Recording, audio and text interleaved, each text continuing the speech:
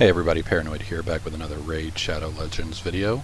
Today I'm going to do something a little bit different and new for me, and that is I'm going to go over the Provoke champions in the game, give you my thoughts on them, who I think is the best and what their best uses are.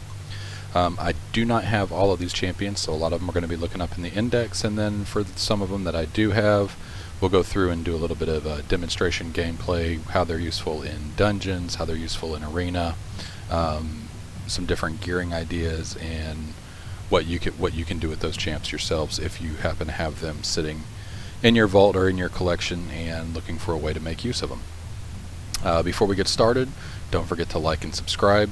It helps out a lot. And we'll start off here in the index.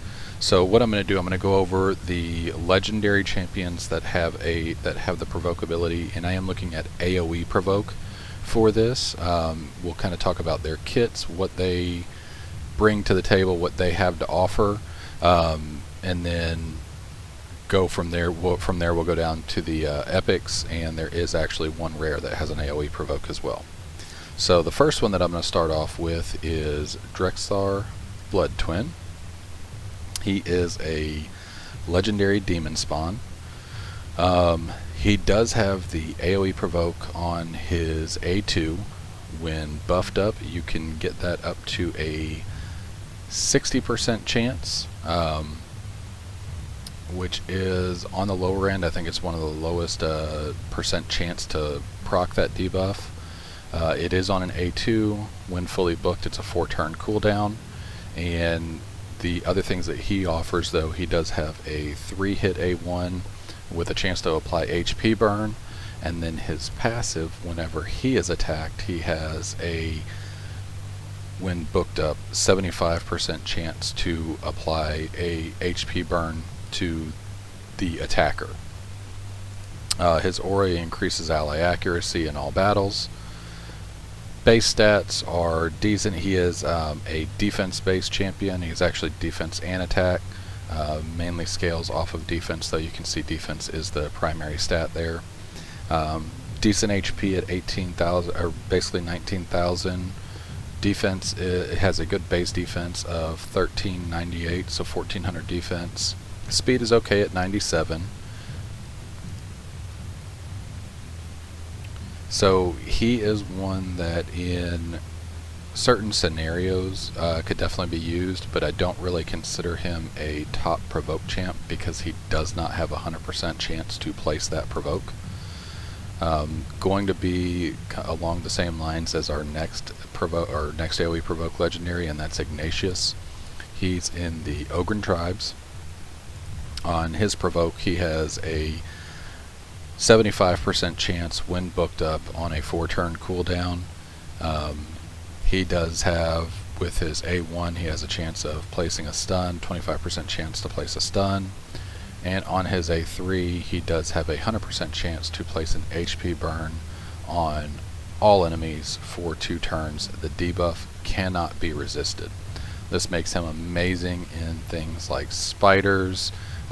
He can work well in arena, especially if paired with, say, a Torment, who, if Torment gets a freeze off and they have that HP burn on, every time their turn comes around, he's going to take extra turns. So definitely has some uses, but there again, he is only booked up to 75% chance to provoke all enemies. Oh, we'll kind of talk about his base stats here. Base stats, he is also a defense-based champion. His damage is based on defense. Has an basically 19,000 HP, 1,200 to 1,300 defense, a little bit lower than the last one. His speed is 93, can make it a little bit more difficult to get him up to the speeds that you may want to have him at if you're running him in arena or some of the other content like that. But overall, he is a great champion. For other reasons, I just would not consider him one of my top provoke champions. He does have the increased ally defense in all battles of 25%, which is a great aura. Next one that we have is Coronor. He is in the Skinwalker's Void Legendary, one of the new champions that came out at Valentine's Day. This guy is an absolute animal. He has base HP of 27,000, defense of 958, so he's on the low end of defense. His speed is 99, that's good speed. His damage does scale off of HP. With his A1, he has a 50% chance of decreasing each target's turn meter by 10%.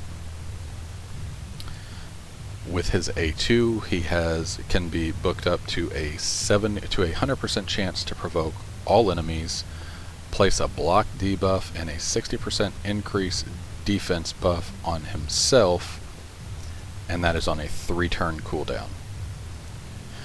He then also has an A3 that he attacks all enemies, places a 50% decrease attack on all enemies, places a 60% decrease defense on all enemies, on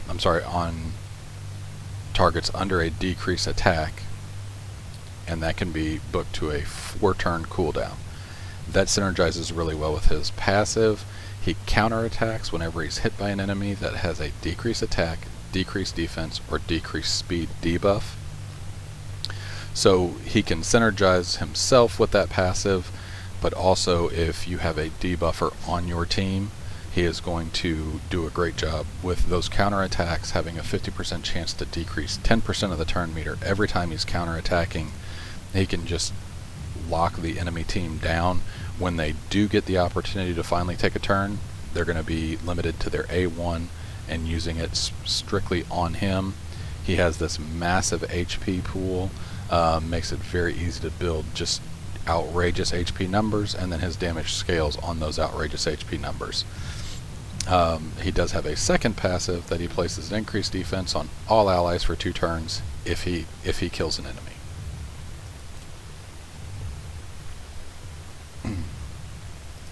The next one that I want to go over here is another absolutely amazing Void champion, Krisk the Ageless. With his A1, he attacks all enemies, has a 30% chance of placing a 30% decreased speed debuff for 2 turns. You can book that up to 50% chance to place that decreased speed.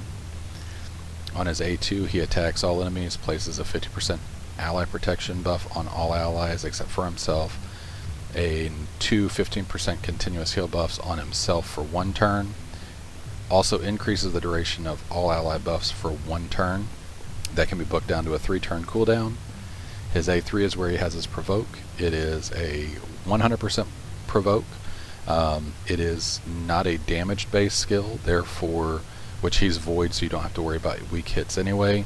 But he just goes out and he places that Provoke, so as long as you have the accuracy on him, you know it's going to place. He also places an increased defense on himself and an increased speed on all allies except for himself, and that can be booked down to a 3-turn cooldown.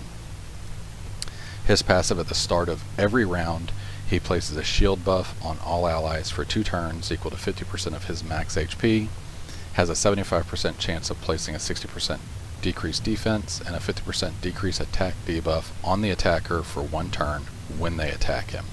So he places that Provoke, and then he can actually reduce their defense and their attack.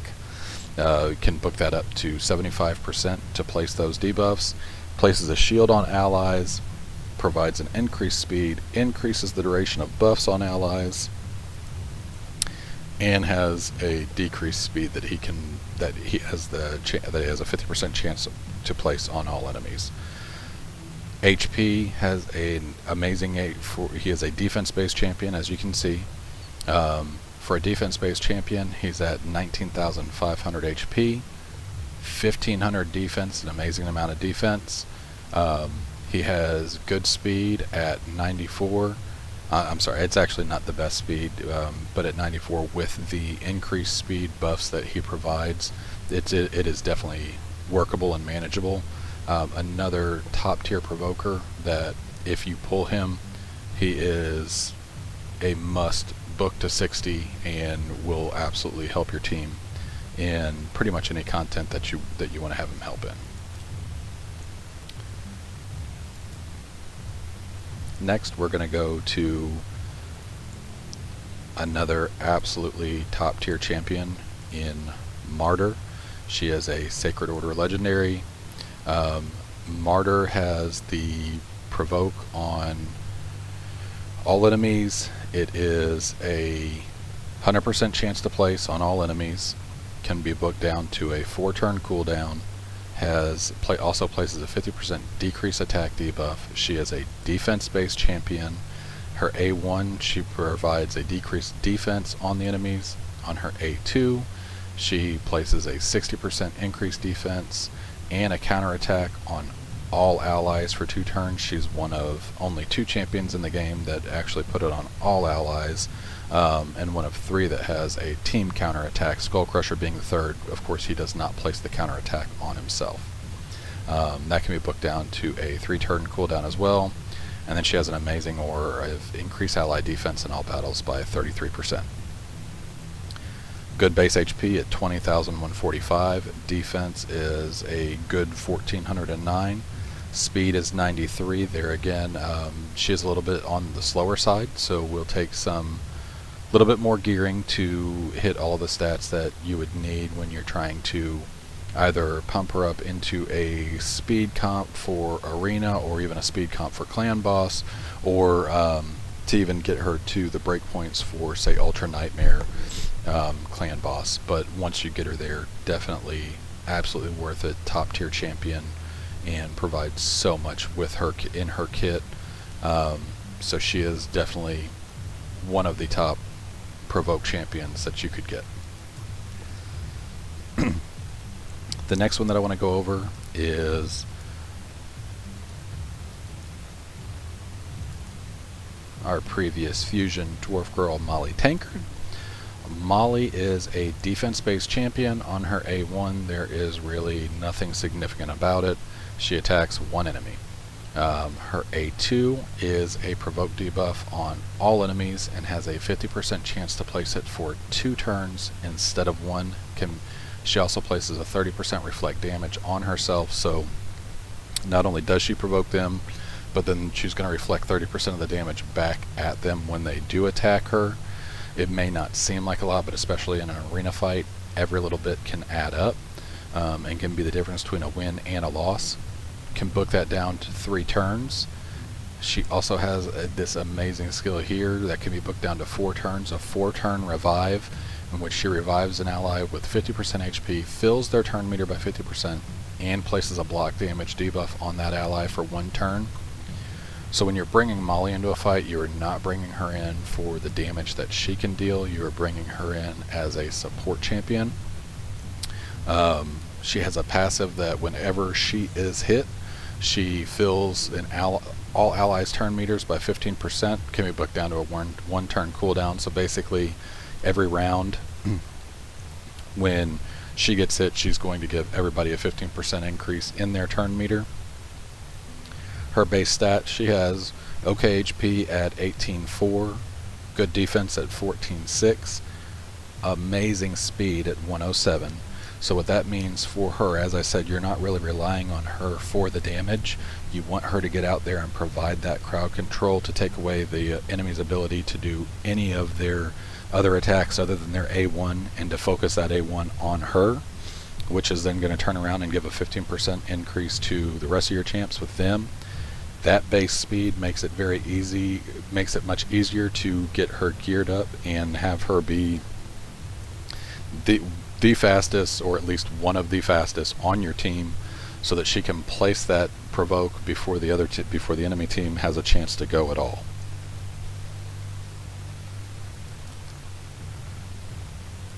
Go over here. The next one that I want to go over is Soulless. He is a Void Knight Revenant. Soulless is, in my opinion, a unique champion. We'll kind of look at his kit here, and I'll tell you why I say that. The A1, he attacks 1 enemy, can be booked up to a 50% chance to place a stun debuff for 1 turn. He is a defense-based champion. His A2, he's going to attack 3 times at random. Each hit has a 100% chance to remove, when booked, a 100% chance to remove a buff from the enemy, and then also place a Provoke debuff for 1 turn if a buff is removed. That is based on defense. He then has an A3 that attacks all enemies, increases the duration of all debuffs on each target by 1 turn.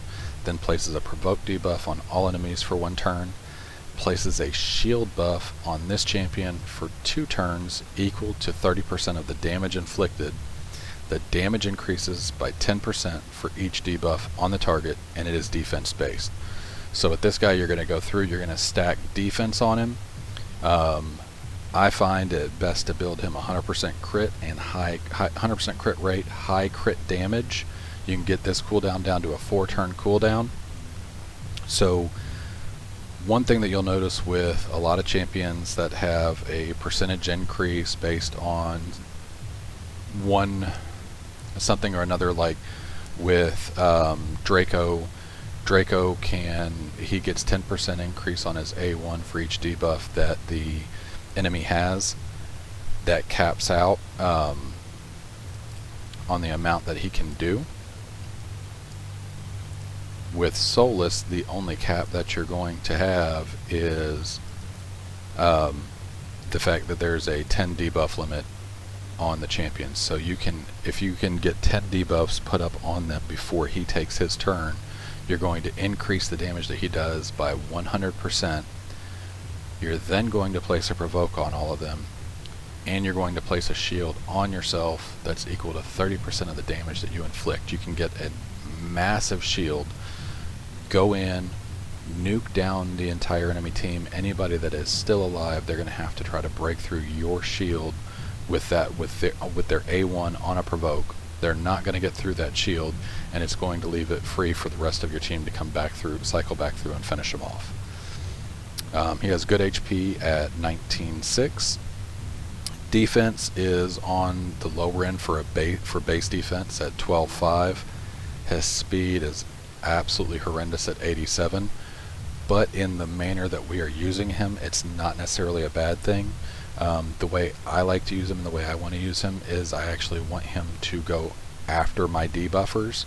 So my debuffers are going to go out and they're going to lay as many debuffs down on the enemy team as they can, and then he's going to come in with that A3 and put down as much damage as he can, nuke the team as hard as he can, hopefully take out 1 or 2 of them, and then leave the rest to where they're provoked and trying to come on him, breaking the shield that he's put on himself, while the rest of my team goes in and finishes him off. And if for some reason they don't finish him off, let's say they wind up I'll use it in arena, and this is something that I've run into quite a bit, and I like using him against. Let's say they have a Roshguard the tower. I go through, I'm not able to take Roshguard out, or potentially even Roshguard goes before my Soulless goes. He has the A2, in which he attacks 3 times at random and can remove that block damage debuff from the enemy team, then allowing for damage for you're taking that 2 turns where the enemy team was not able to take damage, taking that away from them, and then you can start back in with the damage. So he is a good champion. He's not really going to be one that I would build to go first with the Provoke. You want to have him in a fast comp that's going to go through and get their turns off, get their debuffs up on the enemy team, and then bring him in to kind of finish him off or bring him down to within that killing blow range and CC them, so that it makes it easier for your team to cycle back through and finish them off. The next one that I want to talk about is an Orc Void, Orc Void Legendary, and that is Angar. Angar is an HP based champion. His A1, he attacks 1 enemy 2 times. He places an extra hit if the enemy has a Provoke debuff on them. His A2, he only has the 2 skills. His A2, he attacks all enemies, places a Provoke debuff on them for 1 turn, places a 30% reflect damage buff on all allies for 2 turns, also places a counterattack buff on this champion for 2 turns, again based on HP. So for him, especially when you're going into some of these arena fights where most of them have an AoE nuker like a Skull Crown or a Biggin, he's putting that 30% reflect defense on the entire team. So as they come through and they hit everybody with their burst, they're taking 30% damage from each one of your champions back at them. It's almost like when you go into the Ice Golem in that second wave, when the Terror Hounds, or whatever they're called, place their reflect damage, and you go in and you actually nuke yourself to death because you do so much energy or so much damage across the 5 enemies. He has a unique passive in that if an enemy with a Provoke debuff attacks him, he has a 40% chance, booked up to a 50% chance to placing another Provoke on them for 1 turn. So he, in essence, could infinitely, with good RNG, keep Provoke up on the enemy, because every time they go through and they attack him when they have a Provoke up, he can extend that Provoke for another turn. Each hit taken will also reduce the damage he takes by 5%, and that stacks up to 30% in 1 round. Increases ally HP and faction crypts by 44%. 21,000 or 22,000 HP, so really good base HP. For an HP based champion, he has a good base defense at 1288, so you can build that defense up to make sure that he can take those hits as they're coming in. Decent speed at 98. With him, you do want him going towards the lead so that he is providing that CC on the enemy team. The last legendary that I want to talk about is one that I'm sure we're all pretty aware of, and that is Torment.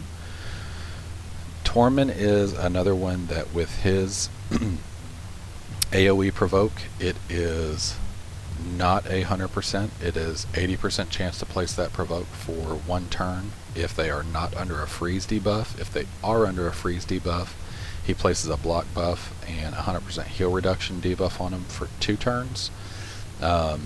If they are under a freeze and an HP burn, he will actually decrease the cooldown of a random skill by each ally by 1 turn for every enemy attacked under both freeze and HP burn. Before I was able to build up my 30-second spider farming team, I used him in combination with Ultimate Gaelic, and so as he would get the freezes down, Ultimate Gaelic would get that HP burn out there. He'd go through, and then when he cycled back through to his Provoke again, it is on a 4-turn cooldown, he would drop that for any enemy that was frozen or had the frozen and had the HP burn on him. He's then reducing the cooldown of all of my other champion skills, so it would get me back to my Cold Heart's Heartseeker faster, which just it made the run a little bit faster. He also has that 30% defense in all battles, which is a great aura to have. His A2, he actually removes all buffs from an enemy target and then attacks the target 2 times. He steals the buffs if they're frozen. If they're under freeze and HP burn, he will ignore defense. On his A1, he has a 25% chance to freeze them for 1 turn, and it instantly activates this skill whenever an enemy is under a freeze and an HP burn. So the amount of CC that he brings, that he provides, while his AoE Provoke is not 100%, he does have quite a bit of CC in his kit to where you can keep most of the entire team CC'd. There is still, however, some RNG that's dependent with it. 20,000 HP, 1400 defense, good base defense, base speed of 94. One thing you notice with a lot of these Provoke champions, they do have lower base speed, so that's one of the very nice things, like when we talked about Maulie with her very high base speed, making it easy for her to go first and get that crowd control out on the enemy team. Next, we're going to go over the epics that have an AoE Provoke. The first one that we're going to start with here is also here in the Dwarves, and that is Rockbreaker. Rockbreaker, with his A1, he increases his defense by 4% every time he uses the skill, and it stacks up to 20%. There's some really great synergy here with this skill and with his kit. The designers did a very good job of designing and creating this champion. His A2, he has a booked up 100% chance to place a Provoke debuff on all enemies for 1 turn, can be booked down to a 3-turn cooldown. He then places a counterattack on himself for 2 turns. His passive, he has a 20, you can book it up to a 50% chance to decrease damage inflicted against him by 50% every time he's attacked. So you come in, you provoke them, you place a counter attack on yourself, they come in and they hit you, you go out and you counter back, you're gaining 4% defense every time you go out and counter back, and you also have a 50% chance to take 50% of the damage that they would have dealt to you. He can lock them down, lock the enemy team down very well. He mitigates the damage on himself, and then when he attacks back, he increases his damage mitigation as well as his damage output, because his damage is based off of defense.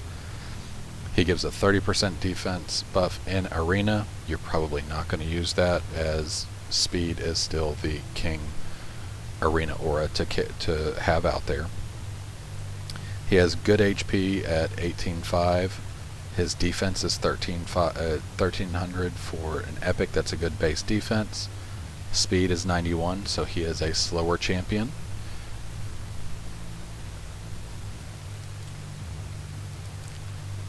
The next epic that I want to get into, we will go to back here to Ogren Tribes, and it is,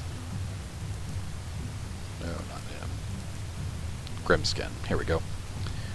So Grimskin is a frustrating muck. He attacks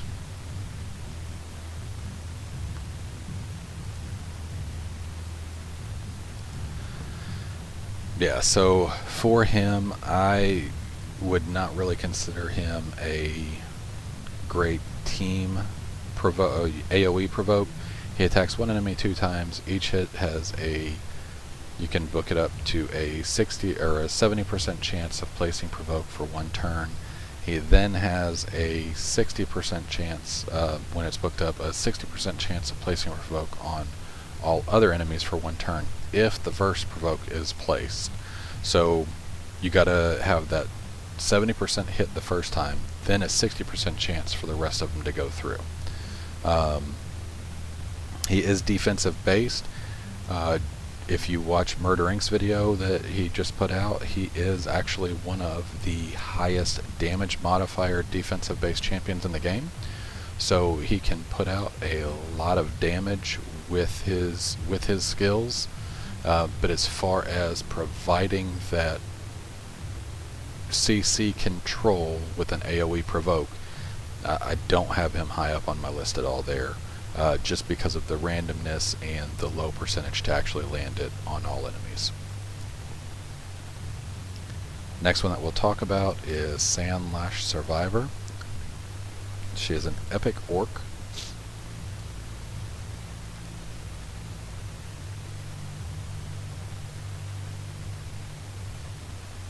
And I'm sorry, she is not an AoE provoke. She is a single target provoke. Somebody had sent her to me and I thought that she was AoE, but she's only single target, so we're going to skip over her for now. We'll go to Seneschal, who is a Bannerlord epic. Here we have Seneschal. He is a defense and attack based. Defense is his primary scaling. Has a 30% chance to place a leech debuff on his A1. You can book that up to a 40% chance to place that leech for 2 turns. Leech, of course, did get that buff. It provides 18% healing now rather than 10%. He also places a perfect veil buff and a 15% continuous heal buff on an ally for 2 turns. Can book that down to 2 turns. That perfect veil also gives 15%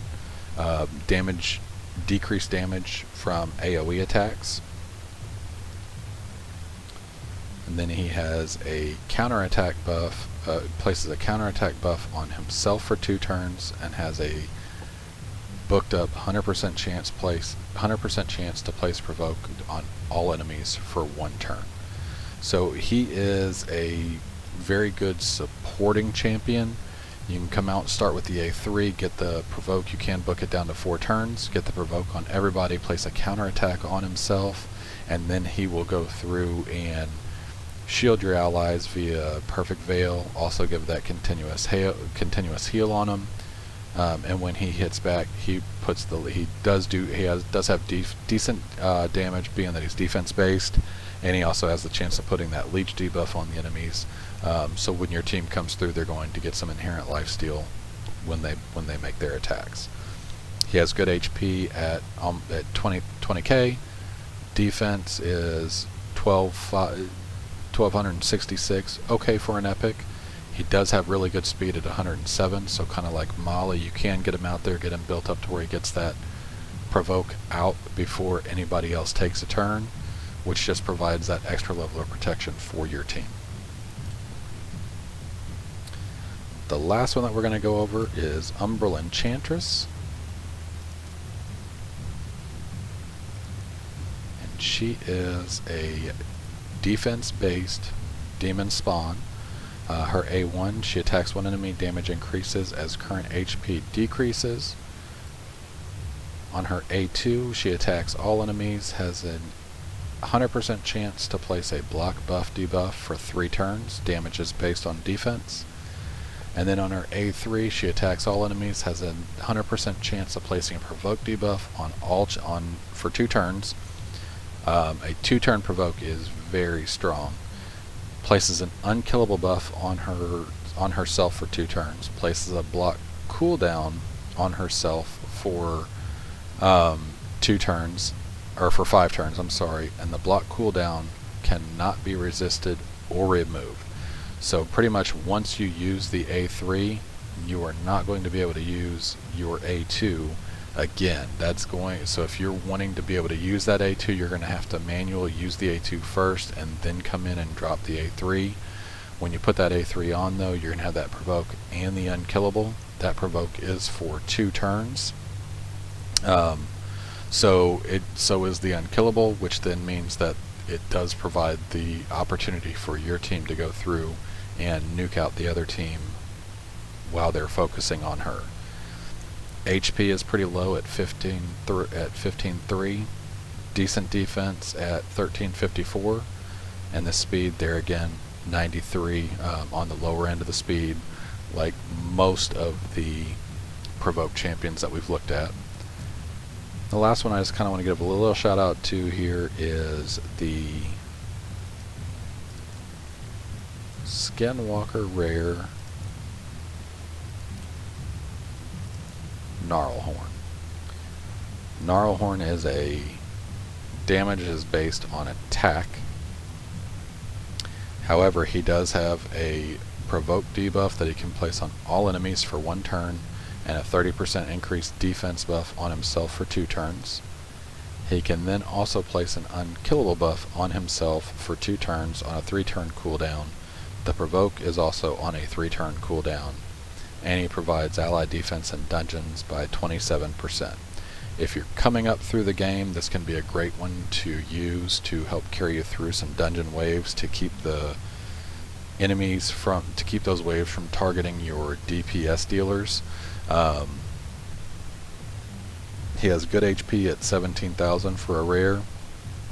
Defense is pretty low at 936, and the speed is moderate at 96. So let's go through, and the 3 that I kind of want to show in action are Maulie, Soulless, and Angar.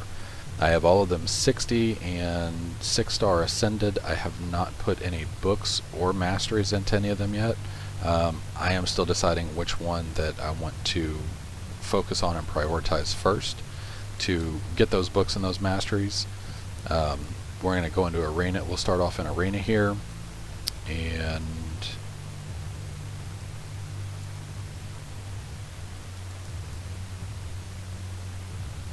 after the reset, so we're still kind of mid gold 4. The teams are not that difficult.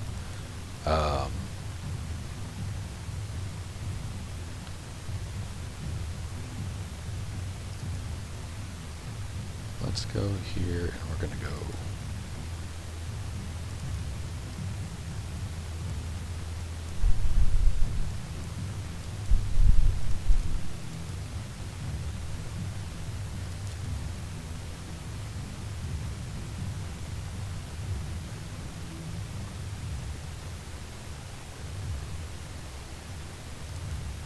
Give Lysandra lead. Madame Saris. And Draco. So what I'm doing with this team, my goal is to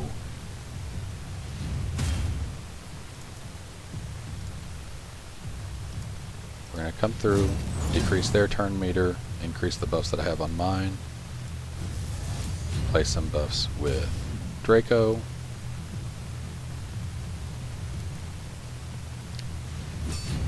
remove and place a debuff with Madam. Now we're going to use his A3, and you can see we're able to almost completely wipe them out. We took out 2 of them.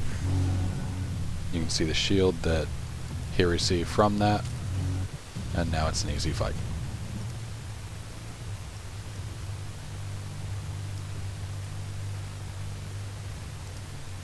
We'll do it again here. This one should be a little bit more difficult of a team. We'll see how this works out. It's going to depend on how fast my Lysandra is. So we were able to go first there.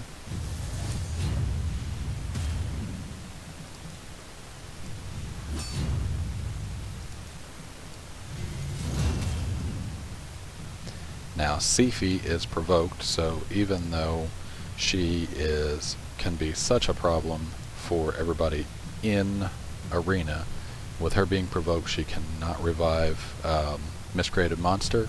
It's going to allow us to go through. We'll decrease her turn meter, and we'll take Draco, take out Seer so she can't do her Karma Burn. Now we just finish them off.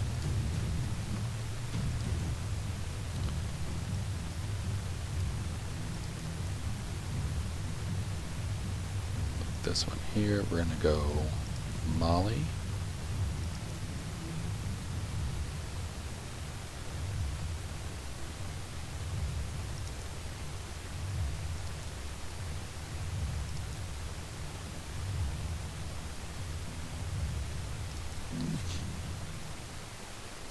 So we're not going to have a speed buff on our team this time.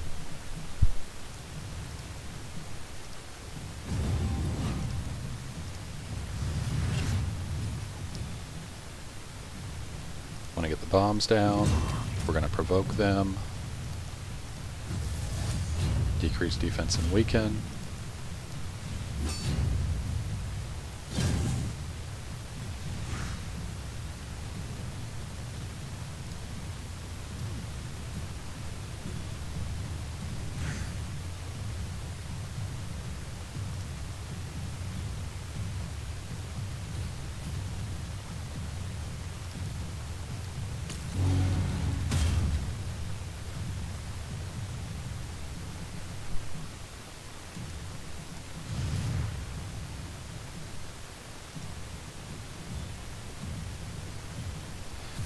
And if you saw, we had that double provoke on that landed on Shermani, which is great. It prevents her from coming through and getting her freeze off on us.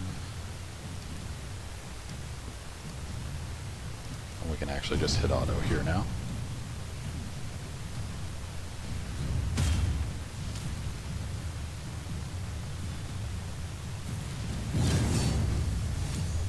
So my Lord Shazar, I just pulled him in the last 2-time event. I'm still working on getting him built up. You can see I don't have near the attack on him that I need to have for those bombs to one-shot. That would have been the goal with that team, would be for the bombs to go through in one shot.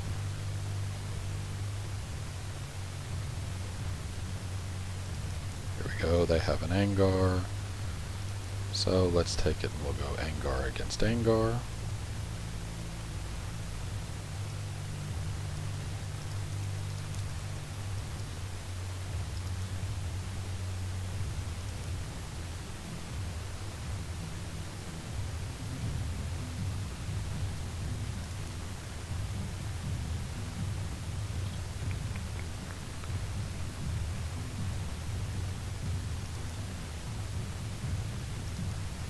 Bring Lysandra in on this one.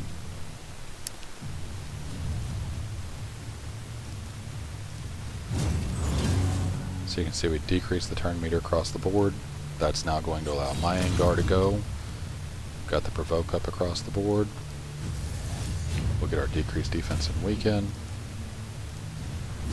Strip the rest of those shields off.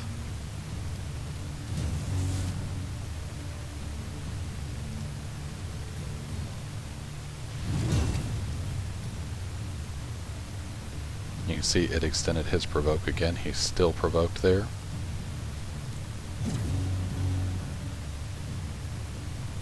Draco doing Draco things.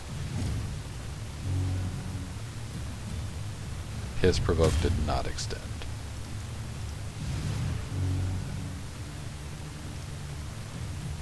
Take out the mage. Hit auto.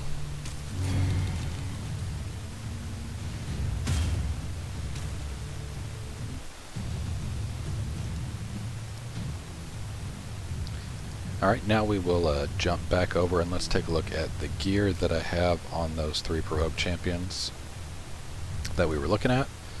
First one, we have Soulless here. So as you can see, my silver is getting low from going through and just kind of power leveling everybody, getting some gear switched around and moved around. So I don't have all of them level up and maximized. This was just to kind of give you an idea of what they can do. I have them in 2 sets of accuracy, so his accuracy is 287. It is a crit damage gloves, defense chest, that massive triple crit roll. Need to get that rolled up to 16. Crit damage on the neck, accuracy on the banner with a double defense roll. We have some speed and some crit rate here. So our overall stats, we have him at 35,000 health, which is definitely low on the health. Would like to get that up, push that up closer, 45 to 50. We have the defense at 3,000. Want to get that up over 4. Speed 168. That is a decent speed for him because he is coming in and kind of cleaning up after all the debuffs have been placed. 103% crit rate. We're over a little bit, but I wanted to make sure he had the 100%. 181% crit damage. Once I roll that necklace up, we'll be north of 200, and we're at a 297 total accuracy. Let's take a look at Angar. Angar is at 62,000 health, 3,000 defense, 235 speed, 64% crit rate, 92% crit damage, and 303 on the accuracy. You can see with him, I have him in some defense gloves and then an HP chest. I did the defense gloves with the HP chest because I want him to have a little bit more defense to survive when those hits are coming in at him and he's taking those counterattacks. And then we'll look at Maulie here. Maulie is in defense gloves, defense chest, 2 pieces of an accuracy set, a speed set on her. So we have her total stat. She's at 209 on her speed. Her crit rate and crit damage are pretty low. We have 300 accuracy, 32,000 health, and the 4,100 defense. There again, like I said, for her, I am not relying on her for damage when she's in the comp whatsoever. She is in to get that crowd control down on them, to revive a champion if I happen to lose one. She's in for the other utility and support that she brings, not the damage. So, hope you guys liked the video. If you have any comments, any suggestions on maybe a different way that you've built one of these champions that I've shown, or some of the other champions that we talked about that I don't have built up, I don't have ready to go, let me know if you're using them, how they work for you, how they're helping you if you're using them in arena, if you're using them in dungeons, what you found to be the best way to use those. Appreciate it, guys. Have a great night, and I will see you next time. Thanks.